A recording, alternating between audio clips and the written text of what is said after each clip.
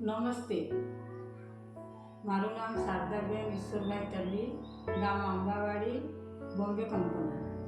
અમારા ગામમાં આયુર્વેદ દવાખાનું ચાલે છે.